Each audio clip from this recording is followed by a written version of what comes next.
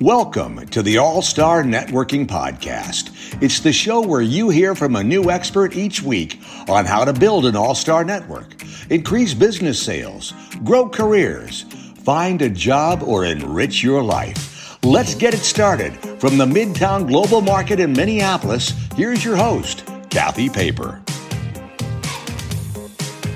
Welcome, everyone. I'm Kathy Paper here at the Midtown Global Market.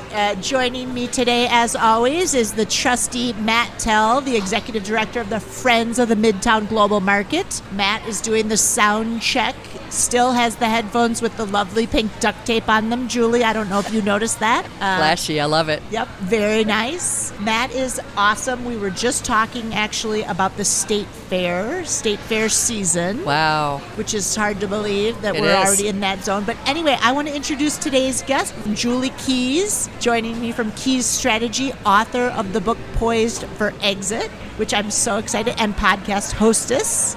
Julie, let everyone know a little bit about you, and then we'll get started talking about networking. Fun to be on the show. Thanks for inviting me, Kathy. So for the listeners out there, I'd just like to say thank you to Kathy Paper for the help that she gave me in getting my book launched called Poised for Exit. It was super helpful, super amazing ideas and strategy.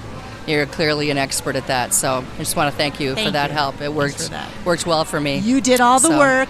Yeah, and launched it even during the pandemic. So amazing. That was tough. But, we had a strategy. So it helped me to pivot. If you don't have a strategy, you can't pivot because there's nothing to pivot from, right? So I'm an exit planner. I don't help people exit the planet, which some people think that's what that means.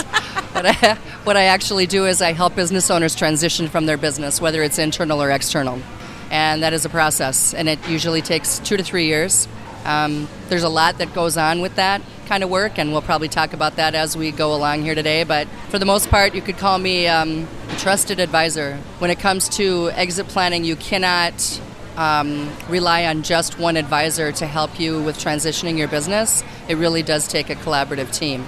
So part of my work in helping the owner to prepare and helping the business to be prepared for transition is also to make sure that we have a good collaborative team. And if we have any gaps on the team, there's the financial advisor, the accounting firm, the attorneys, the insurance people, the lenders, all of those people are part of the team. And I help try to coordinate that so the owner can keep their foot on the gas and keep the business going. Awesome. Yeah. Awesome. And Julie, how long have you been in that exit planning world, or how did you get into that world? Yeah, good question. Well, I started consulting as a business coach in 2011 or 12, somewhere between 11 and 12, and incorporated the business, started doing that work, started acquiring clients who needed help with transition planning, and realized I didn't know enough. Like, I really need to know more about this because it's a thing. And I knew baby boomers were getting older and that there would be a lot of them coming along that would need help. And so I learned about the Exit Planning Institute from a colleague of mine and became certified as an exit planner in 2015. And now, aside from my clients, aside from the podcast, aside from the book, I'm on the faculty for the Exit Planning Institute and the Hoopus Performance Network. I do a lot of speaking, and I got some online courses that I produced, and so I got a lot of things going on, but it's pretty much all like one big circle of love around exit planning.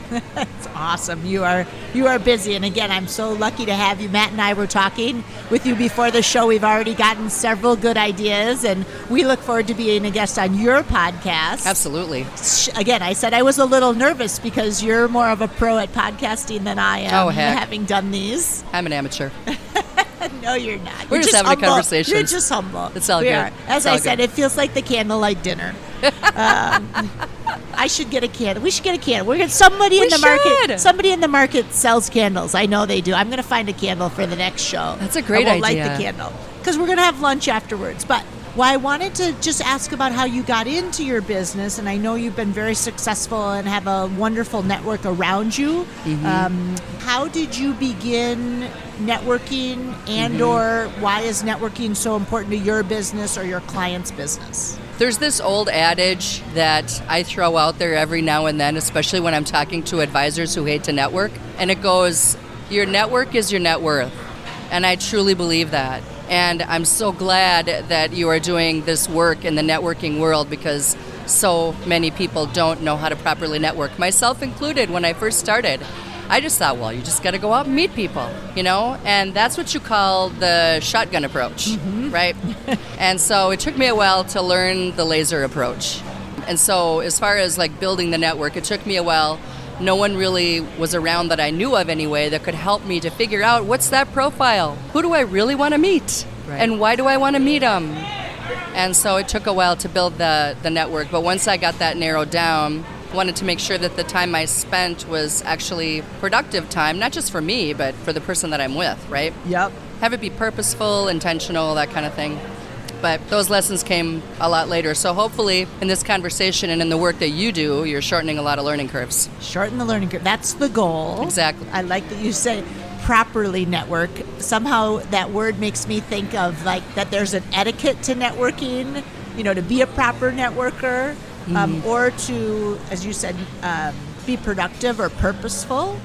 So you said your network is your net worth. I think also just knowing you define it also as your network is all your interests. So not just network, net worth. Sometimes people just think money. Yes. But you are involved in so many different things that maybe just clarify for people when you got laser focused. Did you have several areas besides business, or was it all business? Yeah, that's a really good question. And I would have to say that my foot forward was business related, but the fruit of that when I got more focused was that I built a network of not just business colleagues, but friends. Because I started really trying to think about who do I really like to hang out with? Like, why would I want to work with a professional that I wouldn't want to go and have a beer with, Yes. And so the more I focused on a values match and not necessarily philosophy, but a little bit of philosophy, right? And making sure that they were a right fit for me that way. What that constituted for me was that, okay, so I have someone in my network that, because it's really important for me in my work, I have to collaborate. I have no choice, right? I mean, not everybody has to collaborate. It's wise to do. We live in a collaborative economy, so it's important to do that, but I really have to. And so I want to make sure that we're a right fit for each other, that we also have the same kind of target market. If I'm talking to an investment banker and their target market is middle market or upper middle market, that's not my market. My market is lower middle market. They wouldn't really want to talk to me because that's not who they're after, and vice versa, right? Yes. So we want to make sure that our client is similar, our values are similar. I kind of like to gauge whether they believe in, the give back philosophy, right? Okay, now that's an interesting one of, when you said values match, I wrote that down. I understood that I want to have a beer with the person, because I would like to have a beer with both of you, Matt and Julie. And that's just sort of my first hit. But how do you know if your values line up when you've just met somebody? I don't think that you can ever figure that out really in the first meeting. Maybe you can if you sit and talk long enough, but you have to ask the right questions. So to get out of that outer ring of like, what do you like to do? What's your background like? What are your areas of expertise? Where'd you go to school? All that kind of stuff, right? Which is important to know. We want to know that they know what they're doing. That's a very important thing for me, to know that they have the expertise. But then I want to know like, okay, well, what kind of people do you like to work with? What kind of advisors do you collaborate with? What really bothers you about, like the last deal that you had to work on? A lot of times communication comes up. And if there's one thing I know about collaboration is communication is paramount. If we're not talking to each other, if we're not informing each other of what's going on our end of the deal, because I'm not going to prepare them financially for their next act, these owners.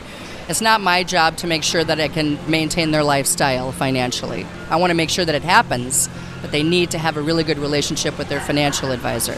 Financial advisor needs to know what we're talking about on my end as far as, okay, how much longer does the owner really want to work? And what are they planning to do with the business? Do they want to sell it internally, sell it externally? Are they planning to gift some of the shares of the stock of their company to their children?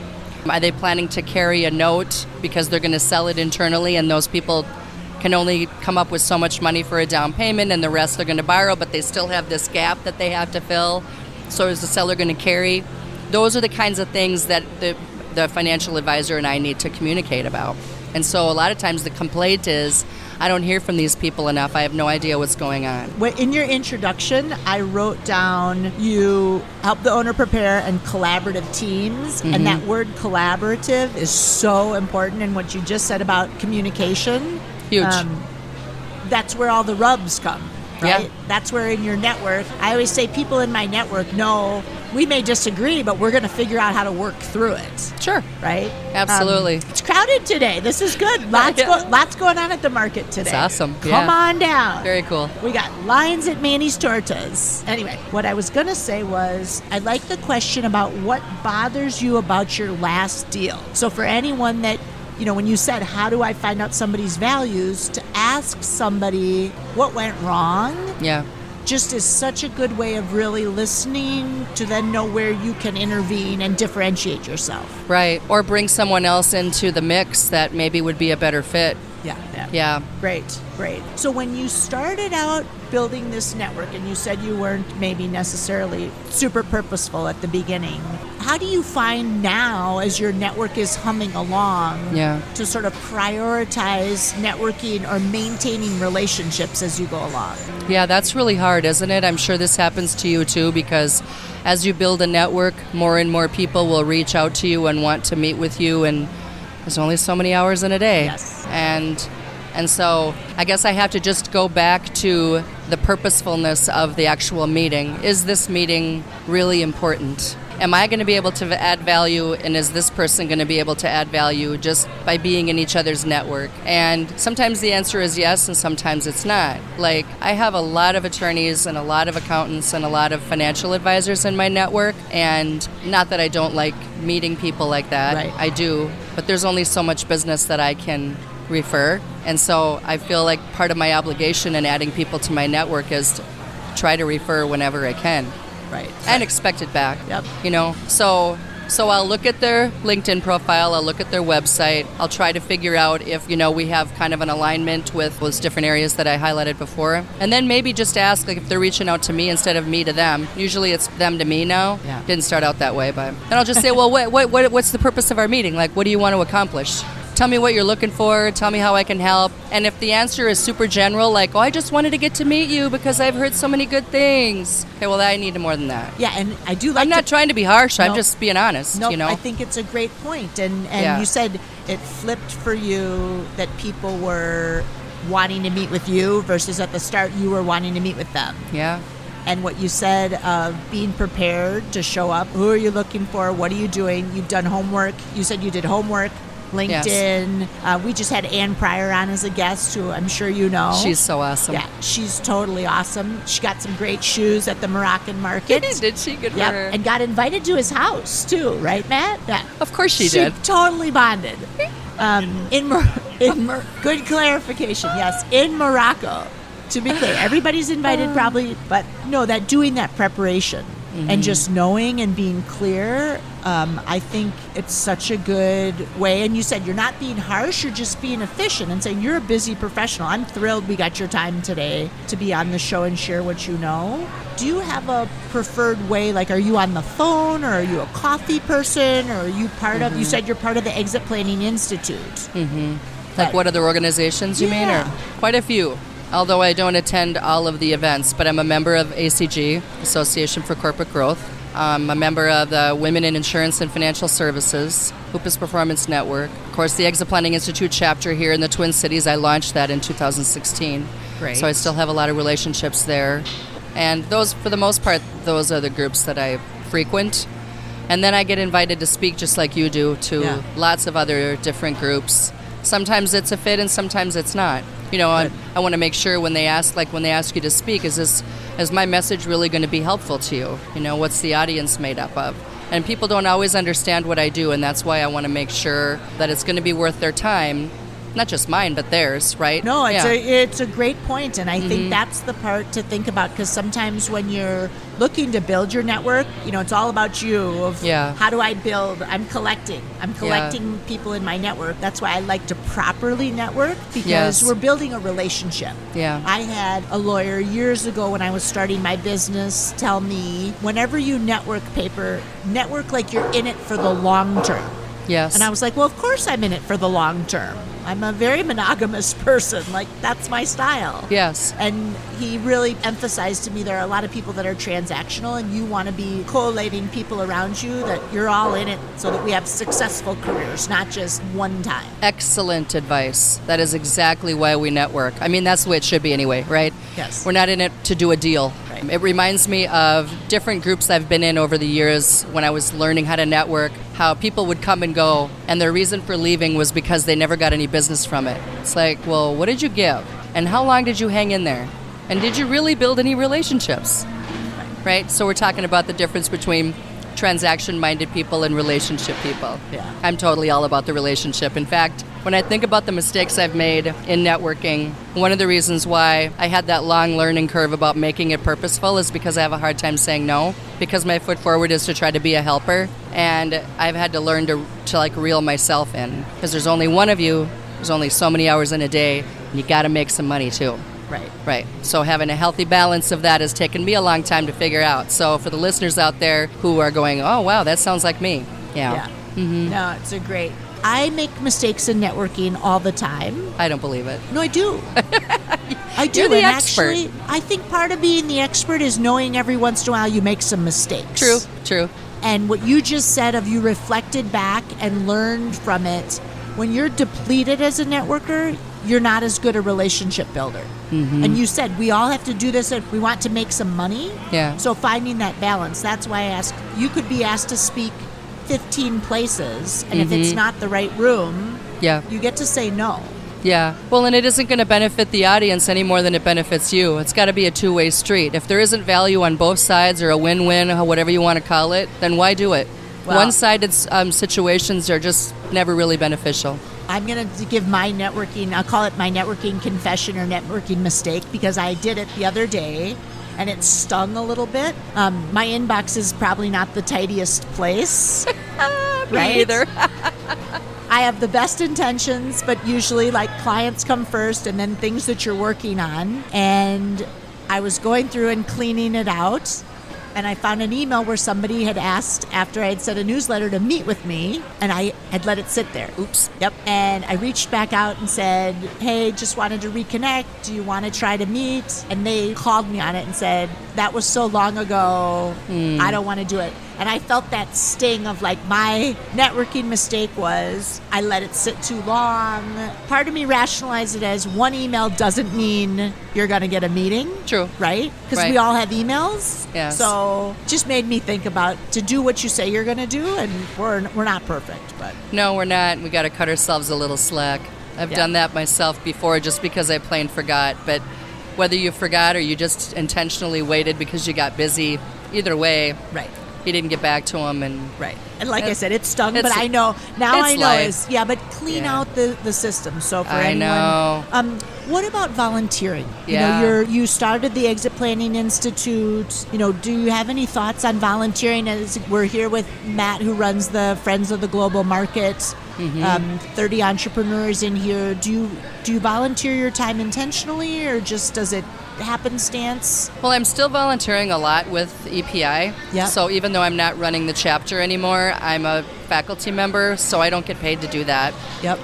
And they refer a lot of advisors to me about, how do I get started? And so professionally, I do quite a bit of, it's Yes. not like a scheduled volunteer thing, but I'm on call. I Yeah, guess you that's a could put lot. it that way. Like, yeah, a lot. It's a lot. Yeah, but it's good. Yeah. And then personally, I don't, I've gotten older and I don't do as much volunteering as I used to, but I still do. I still volunteer for my church, and I'll do some things with my kids or organizations that I care about, like Hope for Youth. I volunteer for them. It's a Yes. homeless shelter for children. And So if people wanted to find out more about that, because I know you do volunteer, they can find it on your website? Is there a link to it, or from? I should put a link on my website for that. Yeah. I haven't. I have it on my LinkedIn profile, but not on my website. Maybe in your bio, put what you do. Is I'm always curious. The more people, you're a community leader and a big Yeah. player. Is That's let people know you volunteer, because again, you don't volunteer to be recognized, but you volunteer because you believe in something. Yes. So you can put it in your bio, and then somebody Great may advice. know. I will do that. Yeah. What else should we tell people about networking?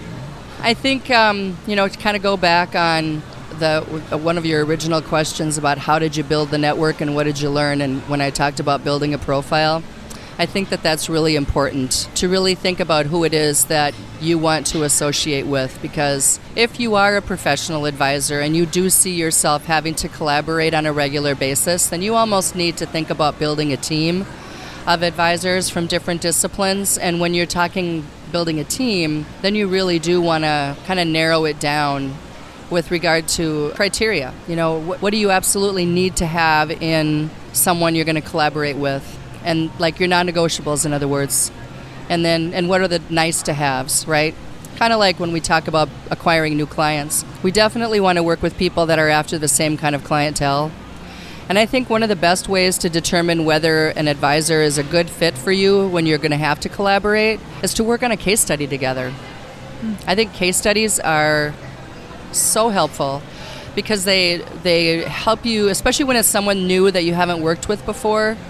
They really help to identify the strengths of the person that you're collaborating with. Like, what do they know? What are their skills? What's their expertise? Does their skill set match what I'm looking for my clients? So let me make sure I understand this. So if you were to work on a case study with someone, you would be drafting what you want to have happen, or?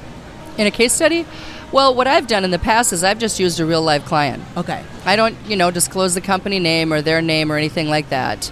Anything that would be identifying information I would not include. But I would include the issues that the company is having in whatever fashion it lies, and whatever way I think that the person that I'm talking to or collaborating with might be able to help solve the problem, okay? And say, for instance, it's a legal problem and I'm collaborating with an attorney and we're talking about some legal issues. This is a real thing. Like, yep. I've really done this. And so the attorney is a business attorney, specializes in mergers and acquisitions. This particular client had an issue with a partner that they couldn't get rid of, had hired numerous attorneys in the past, had this perpetual agreement, which should have never been agreed to or signed. Right. And it was ironclad. And it was long-standing, and this person had been out of the business for a long time, so it clearly was not fair. And so my advice to her was, we need to talk to somebody about, what's the angle here? What could we do to get out of this? Took 2 years, but this attorney got her out of it, and it's all started with a case study. So I brought her case study to a group of mine, of professionals that, I meet with. And so it was a financial advisor, an attorney, and accounting firm, those 3 people. And she had issues in all 3 areas of the business. A very good, successful business. Cash flowing, long-standing, great client list, diversified, great employees. From the outset, you'd look at it and you go, wow, that's a great business. But she had things that she needed to get fixed. Yeah. And so I got advice from those people, brought the advice back to the owner of the business and said, what do you think? Would you like to have an introduction? And she answered yes, because she loved the advice that was brought back to her. She ended up retaining the lawyer. She didn't retain the other 2. But, you don't win all of them, right? But that's just like, I think it's a good example of what I'm talking about when I'm, kind of going that extra mile with actually establishing the relationship myself and then bringing someone else in to establish a relationship as well. Yeah. Okay. Other than just an email introduction. That's a great way to get to know people and to really see what they're made of, what they or know, how they yeah. work together. And, right. And I always say, are our standards the same? Yes. Circling back to the very beginning, where do your values match? You can't ask someone, what does good look like to you? Because I have my image of what good looks like. Right. But by doing that case study, you can find that out. So. You totally can. Plus, you'll be able to hear the kinds of questions that they will ask you, because no one ever has all the answers. And you don't want to work with someone who thinks they do. Right. Because there's no room for you then. So. I hesitated for a minute because I'm like, I like to know the answers. Oh, we all do. Oh, no, am I that person? No. Am I that but person? You know what I mean. I do. Yeah. I do. Well, thank you. Okay, so one more quick check on your notes. Is there anything we missed? One more thing. I think that sometimes when we're networking and we're meeting new people and we want to work with someone else and refer back and forth, we really need to understand how they get paid. And we don't always ask that question. So that would be one more question to add when you're, building a network, You really need to understand, because if you understand how they get paid, then you can understand better how to refer well. What's a good referral? Ask that question. What's a really good referral for you? How do you want me to introduce you? What do you want me to say about you? That's helpful too. Sometimes I ramble on in an introduction. I mean, this literally just happened to me. Rambled on, and then I got an email back from the person I introduced. I would have preferred if you would have said this. Why did I not ask? Right. Yeah. Oh well. See, and Another lesson learned. like, I read somewhere, maybe it was on the side of a Lululemon bag, like, do something you're afraid of, make mistakes every day, it's all good. Amen. So we keep going. So at the beginning, you said entrepreneurs support other entrepreneurs. So I want to thank you for supporting all the entrepreneurs in the building at the Midtown Global Market. Absolutely. Not that you've purchased from every one of them, but I know you've been down here in the past and are here today with us. So thank you for that. And Thanks for we'll go having me. find somewhere good to have lunch. But thanks for being Sounds here. great. Thanks, Kathy. Thanks for having me. This is a great place. Thank you for listening to the All-Star Networking Podcast with Kathy Paper. To learn more about strategic networking and making impactful connections, visit rockpaperstar.com. Please join us in supporting the Midtown Global Market as a vital community resource that supports small business, cultural diversity, and free or low-cost programming. Reach us at friendsofglobalmarket.org.